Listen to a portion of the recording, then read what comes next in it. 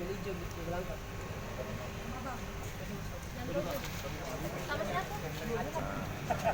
Berapa dia kau yang mobil mama? Kurang tahu. Siapa yang Aduh. Iya Pak. Kita semua tuh Minta di luar. minta itu ya. Well. Iya lah 12. Nggak bisa. Yalah. Kenapa Inggris? Inggris. Pakai apa jongkelnya? Obeng. Pakai obeng ya. Jadi dia melakukan kegiatan dia itu bersama dengan teman dia, Acen yang masih DPO kami sampai sekarang. Pada saat itu mereka menggunakan mobil dan mereka tahan untuk menyewa mobil angkot untuk mengangkut barang-barang yang ada di rumah kosong. Di antaranya itu mesin cuci, kemudian kipas angin, televisi, gas tabung gas, dan sepatu yang ada di dalam rumah kosong tersebut.